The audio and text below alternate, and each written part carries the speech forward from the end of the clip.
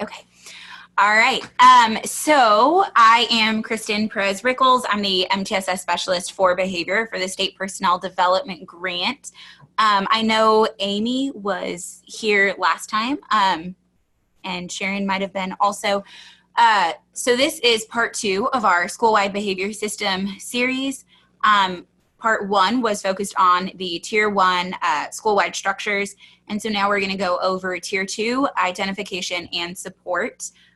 Because there are only a couple of you, this can be very informal or super formal if you need it to be, but feel free to unmute yourself, interrupt me, and ask questions or use the chat box, whichever you would prefer. Okay. Oh, it would help if it would work. Okay. So our objectives for part 2 for this session, we'll start by reviewing those Tier 1 structures very briefly, the decision points that we discussed in the first webinar. We'll also talk about how to identify students who need more behavioral support. How do you do that equitably and objectively? And then matching evidence-based interventions to those students and their needs. And then how to progress monitor their behavior goals, how to ensure that what you're doing is having a positive effect and an effect at an appropriate rate so that they will meet those behavior goals that you establish for them. And then the methods to modify interventions within Tier 2. So when you do your data review, we'll talk about what that'll look like, and then ways you can modify those existing interventions instead of scrapping it and starting from brand new. So that's what we will talk about this time. At the very end, we'll very briefly mention what part 3 will look like and what we'll talk about in part 3. Okay. So last time we talked about the Tier 1, the primary or universal tier. If you weren't here for part 1, it is posted onto our website also. So Tier 1 is your primary or your universal tier. This is what everybody gets. And typically this is done school-wide, although there are some things that individual teachers can do if you don't have school-wide support. But this is the prevention of new cases, and it includes your consistent expectations, consistent redirection and reinforcement. There's a lot of emphasis on the positive behaviors. And then it also encompasses your high quality learning environments, because we know that instruction and academics are very closely linked to behavior and behavioral outcomes for students. So making sure that we also have very high quality learning environments with evidence-based instructional practices, high levels of student engagement, and then also explicitly teaching those behavior expectations. So the quick review, literally just a single snapshot of what we talked about. We talked about setting up your school-wide behavior team, and these will be kind of the decision makers for what your system will look like throughout all of the tiers for the whole structure. And so we will reference some things that that behavior team will need to decide on for Tier 2 also. Establishing your school-wide expectations, we talked about that in terms of a behavior matrix, so kind of a single page that tells you your expectations in multiple areas. There were other methods for how you could do that. The behavior matrix is just the most common, but making sure that you've established school-wide expectations, especially for all of your common areas. And then we also talked about consistent responding to behavior difficulties. So if a student behaves in an undesirable way or contrary to your expectations, how do you identify whether or not it is a major behavior issue or a minor behavior issue? And again, the majors are the ones that are handled by the office staff, and then minors are behaviors that are handled within the classroom that don't require a removal from the classroom. And then the continuum of supports for redirection, especially for those minor behaviors. What are the teachers and other staff members going to do to consistently redirect those minor behaviors? And we had a couple of examples of what those looked like. And again, the PowerPoint and the webinar video are posted on our website if you want to refer back to that. And then we talked about consistent responding to the positive or expected behaviors. So now that you know what to do to consistently respond across staff to behavioral difficulties, what do you do if kids are behaving the way they are supposed to? And so we talked about the 4 types of reinforcement because there are 4 different functions of behavior, and we'll reference some of that again today. So the reinforcement, and then also planning for reinforcement contingencies. So how do we provide rewards and reinforcement for whole groups or for whole school based on your expectations? And then we, again, talked about the high quality learning environments and the use of evidence-based instructional practices. Although I am the MTSS specialist for behavior for the grant, a lot of the work I do revolves around high quality instructional practices.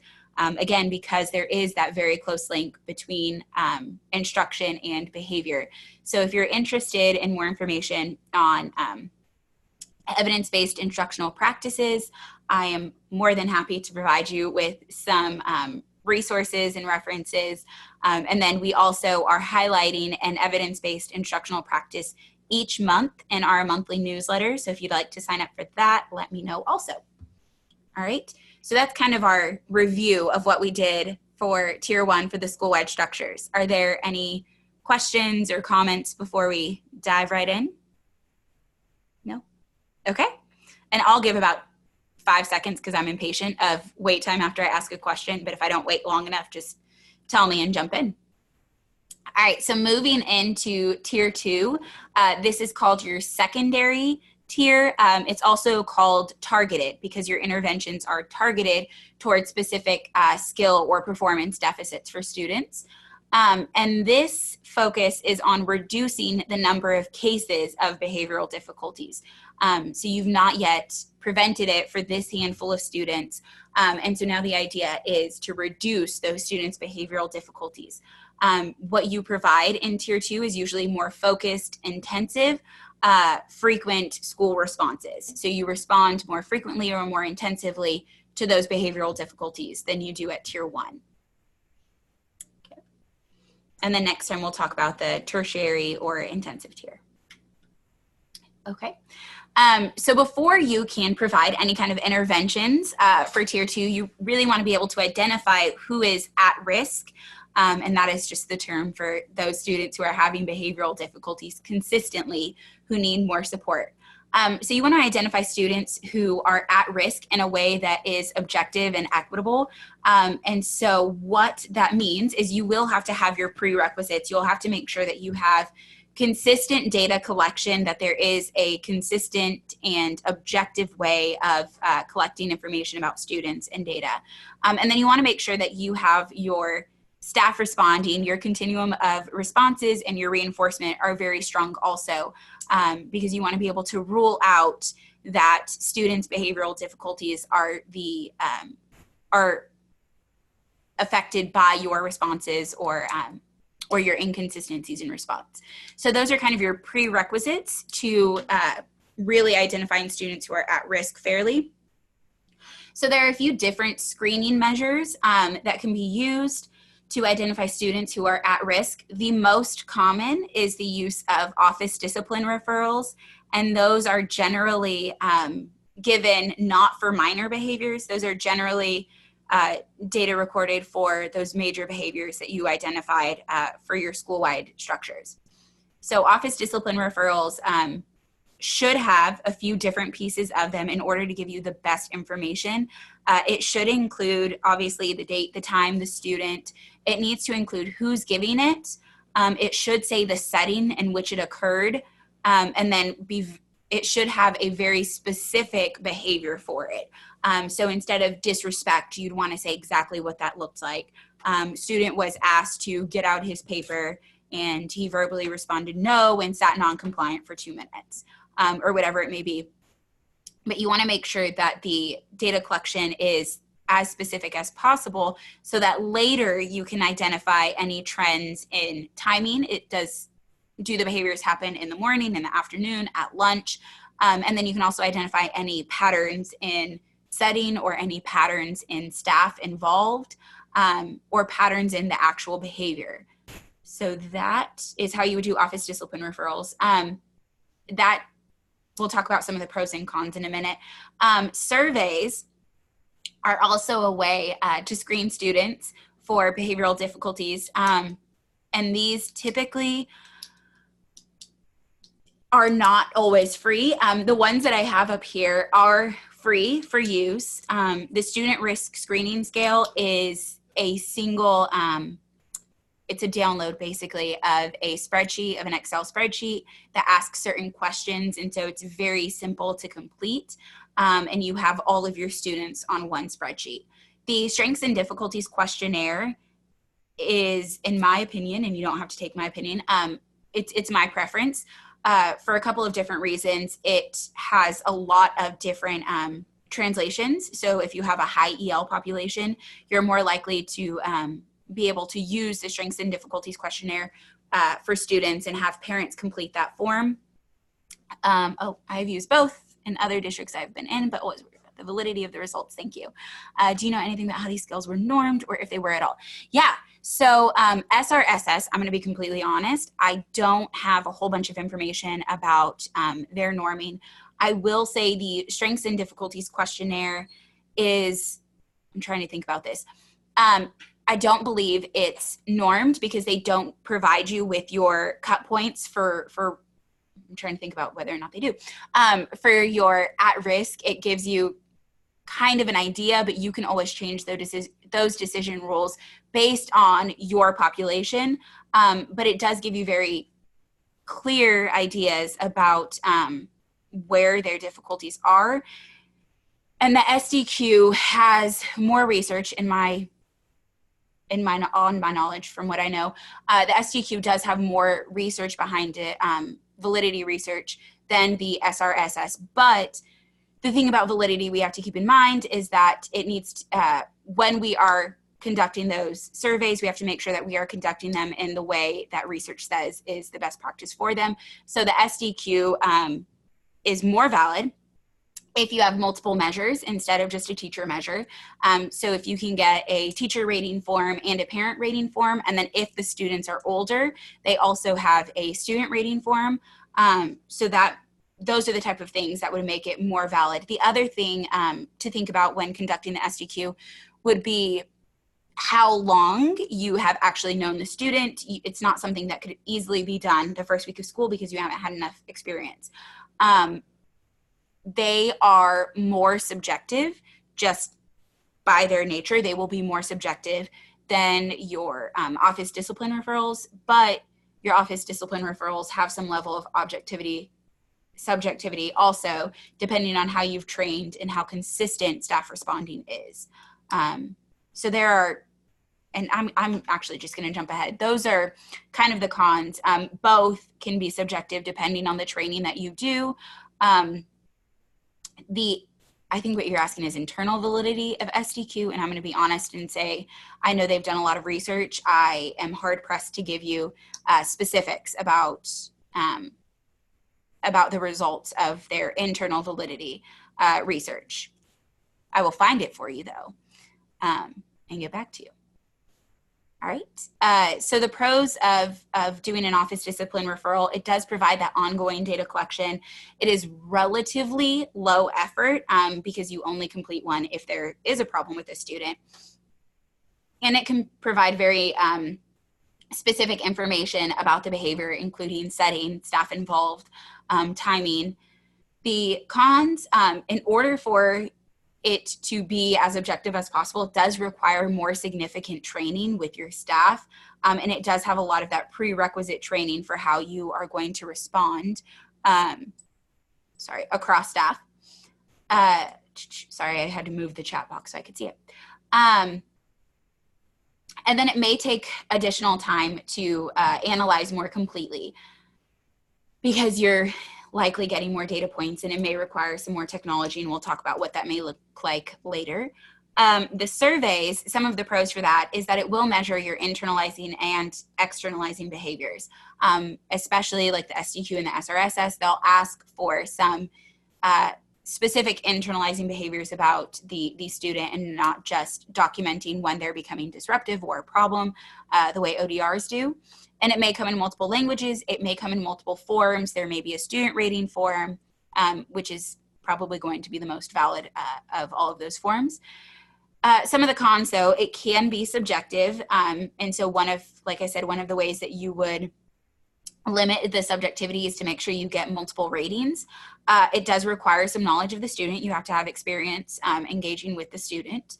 And it doesn't necessarily provide extensive information for program planning. So you may identify that they have certain internalizing behaviors, but you're not necessarily identifying triggers or settings or situations that cause that. So, sorry, I'm going to jump back really quickly because this is what I do. So when I said that it may take time to further analyze your office discipline referrals, one way of improving on that are your data collection systems and how efficient those systems are. The most efficient system would be to utilize your school information system. Most already have behavioral sections where you can document like office discipline referrals. The caveat for that would be to make sure that you, before you start using your school information system, you want to make sure that when you document that information, you know how to pull those reports quickly and accurately and efficiently. We've worked with some schools who want to use the school information system, so then teachers have one login for their grades, for their discipline, for everything. But pulling the report is really cumbersome for discipline. So that's something that you'll want to think about. You may be able to work with your school information system provider to identify how to pull those reports in a very usable format. The other thing that we have seen a lot of schools do is to use an online spreadsheet like Google Sheets. One of the benefits of this is that you could, if you have good internet, you can go completely paperless. You can use a Google form, which are like the surveys, to make an ODR, and then teachers complete that online, and you can link it to a Google Sheet, and it will automatically populate all of your information. You can very easily filter the information to look at specific students or specific areas. You can create formulas where it'll do some of that analysis for you, or where it will graph some data for you. So online spreadsheets can be very, very efficient. The problem is you have to make sure that you have access to good internet for all teachers. And then you would also have to make sure that you have kind of the know-how to set up the system. So initially setting up that system might be a little bit cumbersome, especially if you have somebody that you identify to do it and they're having to do a lot of technical research to figure out how to set up the system initially. The other thing that we have seen schools do is using an offline spreadsheet. This is a little more inefficient only because it still will require you to have a paper system, and then that spreadsheet is housed with a single person, and they're having to transfer the data from the paper system onto an Excel or similar program spreadsheet themselves. But if you put all of that data into Excel, you can very easily create formulas to develop graphs, to filter the information, again, by setting or by student. And then the most common that I've seen, but probably the least efficient, depending on what you have available in your building, is the paper system. And that really is teachers fill out a paper office discipline referral. You keep a copy in the office, the teacher keeps a copy, and a copy goes home. And that's great because everybody sees what is happening. So parents have an idea of what happened during the day. The office gets the form, and then you as a teacher, if you are a teacher, get to keep the form yourself. The problem is when you go to look at whole school or whole class data and identify students who are having difficulties more frequently than others, you're having to pull all of those papers and find a way to organize them and to look at them quickly and efficiently. So as long as you develop a system that will work for you with with the capacity of your building and the resources you have available in your building, that's all you have to. I mean, you don't have to do the most efficient that I say is most efficient, but whatever will work best in your building for your setting and your staff and your students is what you'll want to do. And that's something that the team, the identified behavior team from Tier 1, that's something that the team can help decide too, because you've got their input to say what is and is not feasible. And then whatever you plan on for your data collection system, you want to write it down so that there's an easy reference for everyone. And then you want to train on it to make sure that the data is being collected in a consistent way. A lot of your behavior system, I think that the biggest word, the word you'll hear most often is consistent, because whatever you do, everybody needs to be doing it in the same way so that you're not over-identifying or under-identifying kids. Are there questions, comments? Do you guys have a data collection system in place already? No. I gave longer than 5 seconds. You do. Awesome. We use our student information system, Infinite Campus. It's just kind of, it's difficult to train new teachers on the ins and outs of all that. Yes. I mean, in the long run. Yeah. Infinite Campus was actually the one that I had in mind when I said sometimes pulling those reports is not super intuitive. Yeah. Yeah. So as long as you have kind of a workaround and you develop a plan for how you're going to pull that information, that'll definitely work well. Yeah. And training, especially when you get into more of the technology, training is definitely a bigger deal. Use WinGauge, but getting the data in. Yeah. So, so Sharon said that they use WinGauge, but getting the data in consistently is another matter altogether. And yes, the consistency piece is definitely something that all schools, I think, are continually working to improve. And so, I mean, that might be something that your school-wide behavior team is really talking about, is why are we inconsistently entering the data? Is it because this is happening in the moment, the teacher is over with another group, working with a group, and doesn't have time to pause instruction and go to the computer and complete it? And so in instances like that, finding the workarounds to train teachers, okay, maybe mark in your lesson plan or your book, whatever you have right there, exactly what happened, and then complete it during your plan or whenever that may be. So finding some reasonable and practical solutions for some of those problems will be something you'll want your school-wide behavior team to help with, especially since you have all of that representation from teachers and counselors and special education teachers. Okay. All right. So now that you have a way, hopefully, of gathering your data, you have to establish the decision rules. So now that you have all of this data, you're going to need to be able to use it efficiently, consistently, and accurately. Sorry, I have to move the chat box. Okay. And so what that'll look like is your definition of what at risk is for your setting. For state personnel development grant sites who don't have their own decision rules, what we use is 3 office discipline referrals for any setting, any behavior. 3 office discipline referrals by October 1st triggers the at risk for the school year. And that is based on research that says if you have 3 within 6 weeks of school, you are likely to continue on that trajectory through the end of the school year. It doesn't have to be our decision rules. Everybody can establish their own. And you can have your decision rules set for specific review dates. For instance, ours is we review the data October 1 and then March 1. And if you have 3 in the semester by those points, you're considered at risk. So you could do it that way, where you have specific review dates, or you can have ongoing data collection, where as soon as a student at any point in the year hits 3 or 4 office discipline referrals within a month, that triggers their at-risk status. Or if they have 6 within the entire school year, that triggers their at-risk status. Whatever works for your setting. And this is a discussion that your behavior team, again, will have.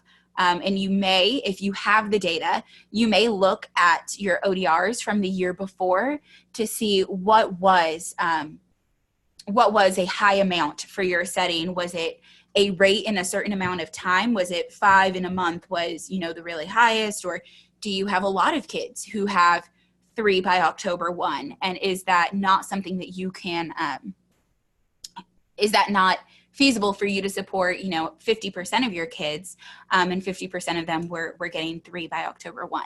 So those are things you'll want to think about and look at. And so that also relates to the general performance or in relation to school-wide data. So again, ours is your general performance. If you have 3 by October 1, that's your performance. But you could do it in relation to your school-wide data too. So last year, the most ODRs you had for a single student were 10, and the least you had for a single student were 0. Your average was 4. If your average is 4, then you probably want to make your decision role a little bit higher. So then you're not identifying too many of your students than you can actually support. And we'll talk more about using your data to improve your system next time, but you will want to use this data to look at the effectiveness of your tier 1 also. If 50% of your students are getting 4 office discipline referrals within a month or by October 1, that might trigger to the team and to administration that you need to shore up and improve some of your tier 1 supports and strategies. Does that make sense? Yes. Okay. Once you create your decision rules for what constitutes at risk, you want to document them. Thank you, Sharon. Everything you do in your behavior team, any of those decisions you make, you want to document so that every staff member has a reference, and then that way if members of that behavior team leave, you have this archival data saying what your plan was and what your school does. So you want to document your decision rules, and then you want to consistently follow those decision rules. So you'll need to train all teachers on what those decision rules are, and then you'll also want to train data review teams. So that could be your grade levels, your departments. If you have one data review team for the whole school, if you're a small school, that might be something you can reasonably do. But you want to make sure that in your data review meetings, you are consistently following those decision rules. I have on here considerations for single classrooms because I know that some people who are watching this or who are interested in MTSS for behavior are not administrators or not decision makers for a whole building. So I do want to say that if you are a single classroom teacher, you can implement all of this on a much smaller scale. So you can take your own class-wide data and you can make your own decision rules for your class. So if a single student in your class gets 3 of your classroom referrals in a month, that's your decision rule to provide them more support or whatever it may be. So you can definitely look at doing this on a more micro level if you need to. Okay. Yeah. Okay. And actually that's one thing that I probably should have added in here is kind of what your data review meetings look like, but we'll talk about those more when you get up to tier 3 because those will be deeper conversations. So we'll talk about data review meetings in the next webinar also. Okay. So once you have your data and you have identified who is at risk, you want to be able to provide interventions that are targeted to the specific deficit. And so when we talk about deficits in behavior, we're talking about a skill deficit or a performance deficit. You'll also hear this as skill will or can't do, won't do. And I think I actually prefer can't do, won't do because it's very explanatory. So a skill deficit is something that they can't do. They've never learned it, or if they've learned it, but they've never mastered it or been able to do it themselves independently. And so for a skill deficit, you're going to provide more instruction on how to actually perform that skill.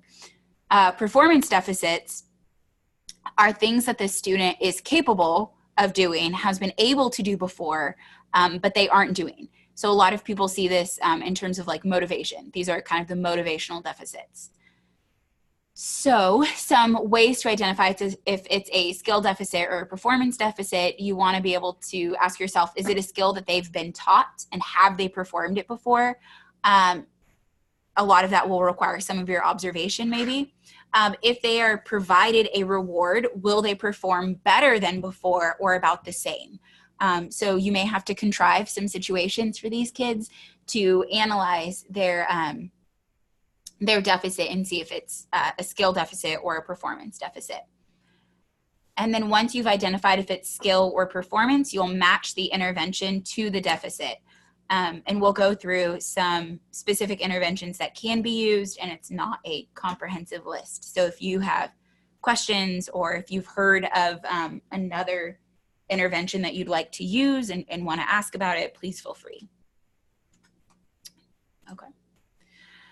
So some common skill deficit interventions, because this is a can't do, they haven't learned how to do it yet, most of your interventions will be around teaching and instruction. So you can intensify instruction for that missing skill. You may need to revisit the teaching of whole class routines and expectations. Were they absent on some of the days that you really emphasized and taught in the beginning of the year or right after a break?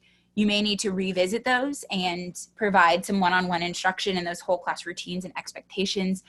You may provide more peer-to-peer modeling or adult modeling of those behaviors. So those are a few things to do. If it's a social skill deficit, so if they're having peer-to-peer issues and they don't have the skill of turn-taking or conflict resolution, you'll want to provide explicit instruction in those specific skill deficits. And that can be done in a small group with a counselor or a school psychologist.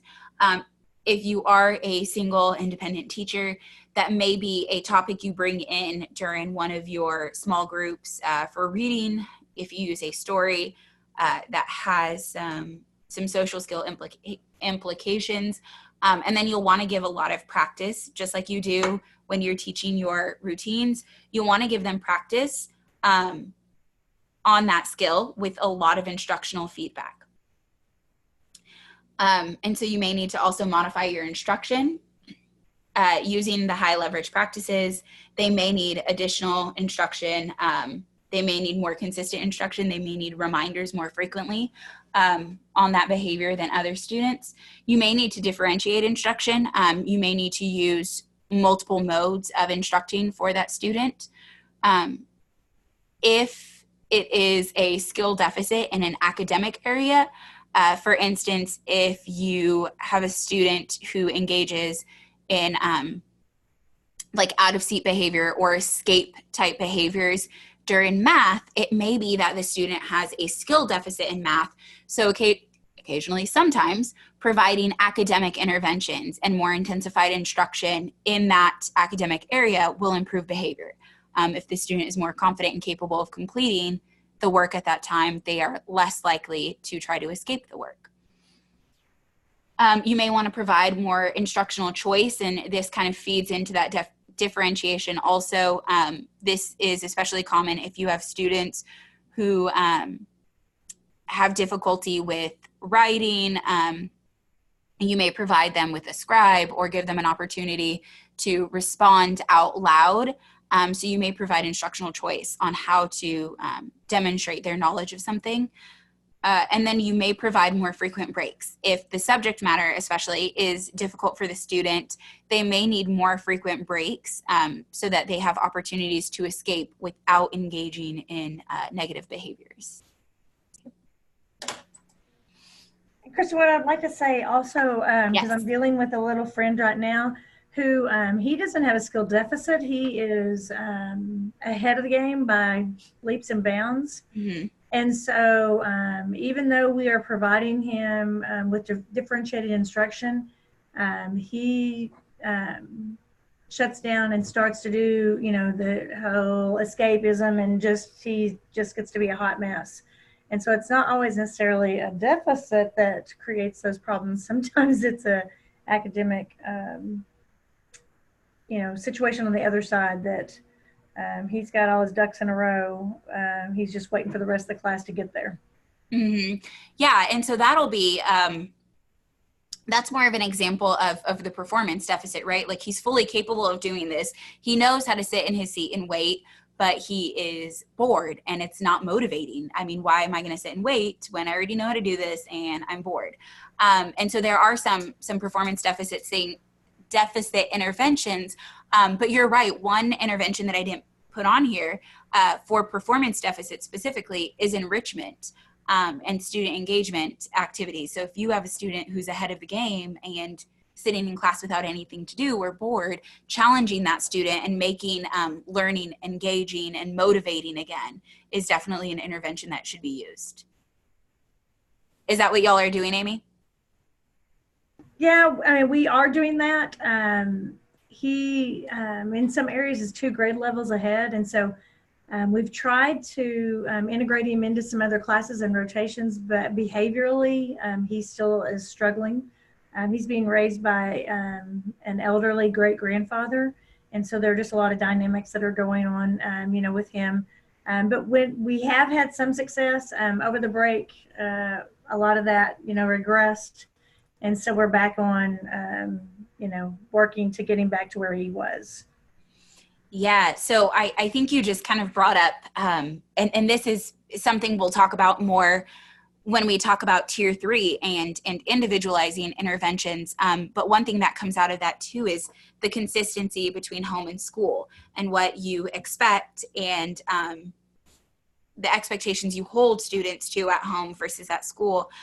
So that may be something where there's not consistency at home with those expectations. And so you're having to kind of reteach every time the student comes back during the day.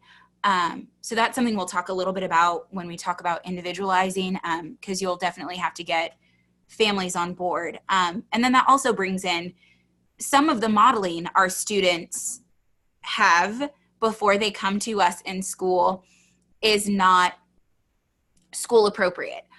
So the things and the habits and the behaviors that they've learned at home, the way they've been socialized is not what we want, in a way in which we want them to behave. And so we have to remember that sometimes we're having to not just teach this new skill, but reteach a way that they learned of handling situations for this setting. Does that make sense? Yes, that makes sense. Yeah. So especially for there's not really I wish there was a name for it. So this isn't just a skill deficit, right? Like this is a reteaching deficit. Yeah.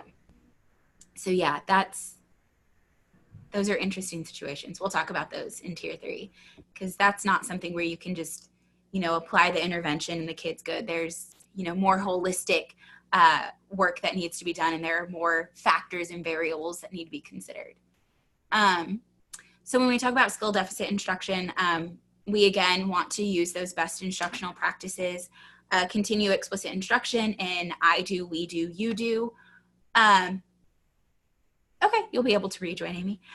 So what is so interesting is my mother-in-law was a 3rd grade teacher in California, and there's apparently a movement in California to vary the I do, we do, you do, and it doesn't matter what order you do it in, as long as you have each of those 3 pieces. I will say, when you are teaching a new skill, or if there are prerequisite skills to something you want the student to do, explicit instruction is the evidence-based practice that you want to use. And it is I do first, then we do together, then you do, with instructional feedback built in. So varying those, as far as I know, there's not research that says that varying those is fine, although I will do some research into that because now I'm curious. But that is best practice. That is, the book written by Anita Archer. It is I do, we do, you do. So some other things you may need to do is provide instructional feedback at a greater rate. This is especially true for some of those kids where you're having to undo some of those habits and reteach a skill in a more appropriate way. And so you'll need to provide more instructional feedback on what they did correctly and what needs to be improved on. So it can be the things that they did well, plus the things that need to be improved. You may need to provide increased opportunities to respond. We talked about this, I think, a little bit in Tier 1 when we said that you want to provide a lot of practice for them with these skills and with these routines. The same is true in Tier 2, but you may need to provide them more frequent opportunities to respond or frequent practice with that skill. And you want to make sure you're practicing in varied environments so they're generalizing that skill. If you are doing a small group for social skills, you want to make sure that they have opportunities to practice those same skills outside of that setting with different people, with different materials, so that they're not becoming so used to, this is how I behave only here, and they're able to generalize that skill across people and areas. If you have students who are in speech language pathology, the best example of this is when, especially if they have articulation errors, a lot of students will do really, really well meeting their goals in speech because they're instructed in that environment with that person, but then in general conversation, you're still hearing those articulation errors because they're not being provided that instructional feedback and the instruction in multiple areas. So those are some things that you want to consider when you are providing instruction for skill deficits. Some other supports, these aren't necessarily interventions, but these are some supports you can put in place to make it easier for the student to perform the skill. So discriminative stimuli, what this means is that you have a cue or some kind of signal to the student on what's expected at that moment. And we have those in Tier 1 when we talk about your expectations, but you may need to have more frequent or closer cues to the student. They may need to be personalized cues. And so that can be something like an open or closed sign on things that they are allowed to access at different times. So if sometimes they are allowed to access computer during rotations, you can have a green sign when it's available and then a red sign when it's not. You may have a specific clip for them that indicates noise level if you don't have one for your whole class. One that I used for some of my students who would blurt out during independent work while I was doing small groups. You can have something by your desk or by you that has red or green to signal that I am available for questions or you have to wait. So there are lots of ways that you can do that and a lot of cues that you can provide. You may need reinforcement menus. So if you're providing reinforcement to a student, you may want to provide them with a menu of choices so that they're able to choose what is actually reinforcing to them and what is preferential to them. Timers and transition warnings, especially for students who don't have great time management, is helpful. Visual schedules are helpful for students, especially those students who are kind of non-compliant in some areas because it shows them, you know, you have to get through math and reading before we get to recess. But recess is coming. First then boards are also helpful for that same reason, especially for non-compliant behaviors. First, we're going to do reading and then you can have computer. So then they're seeing the cause and effect relationship. These are especially helpful for younger students whose perception of time is not necessarily constant or the same as ours. Yeah, I'm going to make a note of that. So Amy asked if I could recommend a resource for menus and visual boards with a variety of templates. I will, sorry, I have to make a note. I will post those along with the PowerPoint on our website. It'll take me going into my bookmarks on my computer. And I can email you directly, Amy, if you want. But I will find the resources for menus and visual boards. Sorry. There are a lot of like BCBAs, board analysts who have blogs who post things like that I think are super helpful. And I bookmark them but don't memorize them. So I will post some for you. All right. All right. Impulse control is a deficit. This is to a certain extent. Okay, this is to a certain extent a skill, impulse control. So here are some specific interventions for kids who have impulse control deficits. Self-monitoring, especially for older students, third and higher. Self-monitoring is an evidence-based intervention. You work with the student to determine the target behavior. You identify how data will be collected. For most students, it's a simple, you can circle plus or minus, did you do it, did you not? And then teach student how to monitor their behavior. So you can set them up with a small timer on their desk, and every 5 minutes, it'll prompt them to monitor themselves and say, am I on task or off task? It gives them a little bit more ownership and autonomy. Again, especially for those older kids. You do still want to regularly review their data collection and their monitoring for accuracy. So you may once a week take 10 minutes and also monitor that student yourself, and then see if you are both agreeing if the student is accurately tracking their own data. That's also kind of a lower, it's a high leverage practice. It's lower effort on your part, especially if you have, a large classroom and you have a lot of kids with different behaviors, and impulse control is kind of lower on your list. But self-monitoring is a great intervention for impulse control. You can also use the intervention for some performance deficits to homework completion and things like that. Pre-correction is an intervention for impulse control. You can also use it as kind of a skill and general intervention for all students, but it highlights your expected and desired behavior before they should occur. So if you have a student who struggles in the hall every day to keep their hands to themselves, providing some pre-correction before we go in the hall, Johnny, remember, hands to your sides.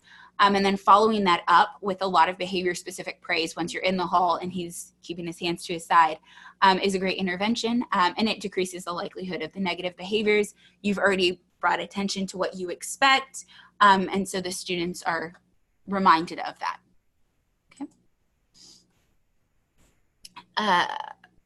Okay, we have 9 minutes.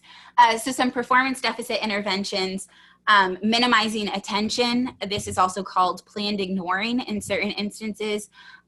But the biggest thing to remember with minimizing attention is you only want to do it for behaviors that aren't dangerous or that may not escalate beyond tolerability.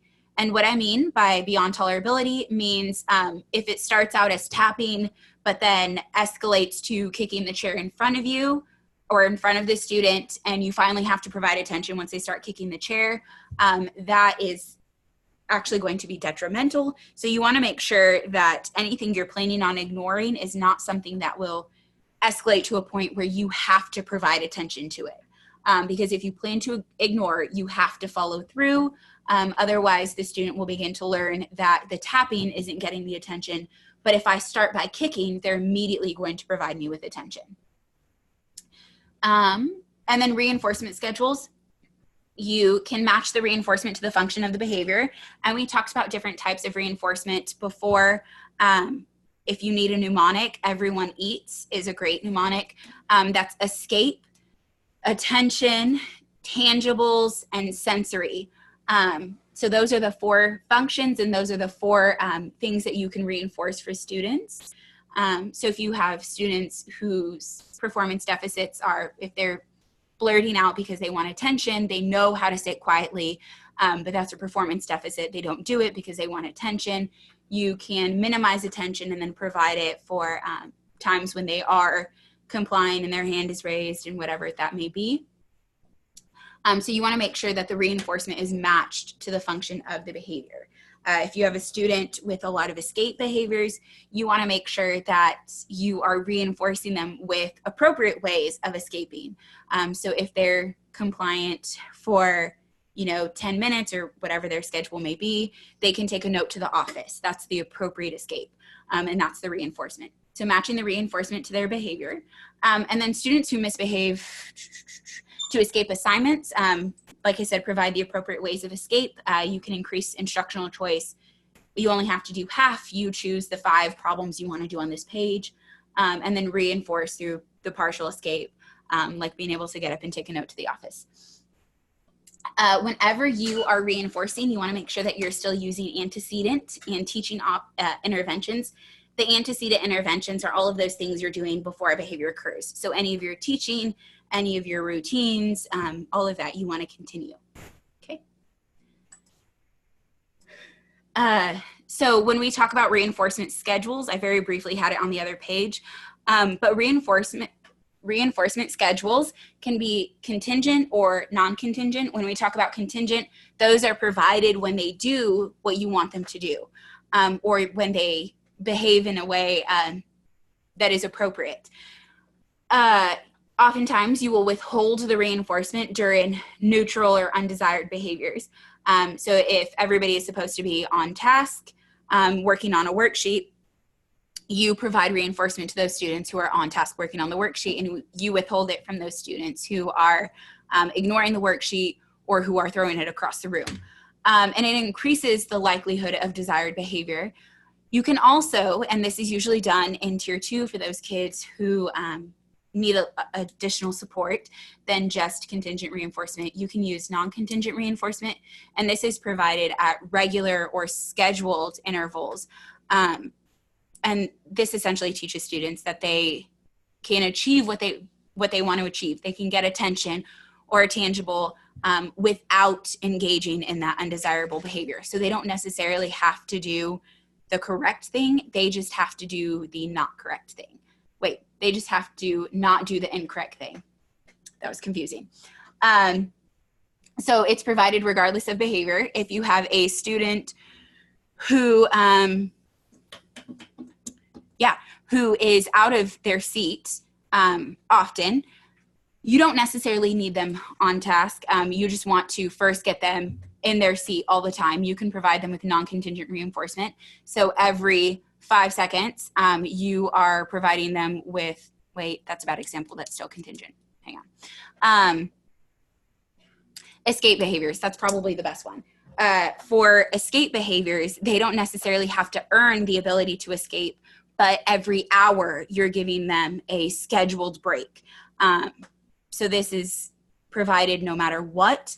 And then once you have students who are not engaging in the undesirable behavior, then you can provide contingent reinforcement to increase the desirable behaviors. Did that make sense? I messed it up for a minute. Okay. Sounds good. Thank you, Sharon. All right. Check in, check out. I left this one to the end, mostly because this is the one everybody is most familiar with. You can identify up to 4 behaviors to target. You want to positively state those behaviors, what they will do. This is a great website that has a behavior rating scales report card maker. So it's not just a template. You can put all of your information in, and it'll make the data sheet for you. You can meet with the student in the morning to establish their goal for the day, what they will get if they meet that goal, and then provide any additional support that they may need. So if they say, you know, we're doing X, Y, or Z today, and that always makes me really angry, you can provide some of that instructional support or coping support. The regular teacher will monitor their behavior throughout the day using that tracking sheet. And then the check-in, check-out teacher will meet with the student in the afternoon, again, to review progress, determine if the student met the goal, provide the reinforcement if the student did meet the goal, and then help problem solve and provide some instructional feedback. So if the student, especially if the student didn't meet the goal, here's where you really struggled. Let's talk about why, and let's make a plan for next time. I'm going to zoom through because we only have 2 minutes. Other behavior contracts, check-in, check-out essentially is a behavior contract. You can create longer-term behavior contracts for students that follow kind of the same pattern. These are the characteristics. You do have to have a goal statement, an identification of their reward. If you use signatures, it makes it more official and the student feels like this is official. And then you can use that behavior contract to pre-correct before the student engages in a negative behavior. Remember, your behavior contract says if you do X, Y, or Z, you will get X, Y, or Z. And you don't want it to be punitive. You want it to be a reminder of this is what you're working toward. It is best used for long-term behavior change or completion of large projects. So if you have a student who struggles to complete homework and you've got a large homework assignment, this would be something that you could use for that student. Some non-compliant interventions is probably what I should have started with. State what is expected versus what to stop doing. So make sure that you have positively stated expectations. Instead of telling kids stop running, you tell them use walking feet. For non-compliant students, especially, you want to limit your explanations. So instead of saying put your reading away, we're going to do math, you'll just say put your reading materials away. If you really feel like you have to provide explanation, provide it before the command. We're about ready to do math, put your reading materials away. The last thing they heard, they're more likely to comply with. High probability request sequence. This uses something called behavioral momentum. It functions a lot like Simon Says. So you give them 3 to 5 requests that they're really likely to do. And then you follow it with a low probability request. So I'm trying to think about, I worked with K through 2nd, so a lot of mine were very, very simple requests. So it can be kind of chaining the behavior to get out your paper, great job, thank you. Get out your pen, great job, thank you. Write your name, great job, thank you. Okay, now get to work. And again, this works best with younger kids, but the same concept will apply for older kids. You may just have to provide more intensive praise or more reinforcement following each of those more likely requests. We are out of time, so I actually will discuss progress monitoring next time in Tier 3, and we'll spend more time talking about how you individualize your interventions, how you modify your interventions, and how do you assess if students are making adequate progress. We will add that on to next time after we talk about Tier 3 interventions. Does that sound reasonable? Sounds good. Okay. Sorry, zoomed through. If you have any questions, feel free to email me. The questions that you did have, I will address in post resources when I post the PowerPoint onto our website, and I will email you both and let you know when that is done also. Great. Thank you, guys. Thank you. Yeah. I have to go to the bathroom. I hate webinars. You just have so much to say. Oh my I gosh. hate webinars. Well, and I always think like, this isn't that much. I'll probably have time. Yeah. But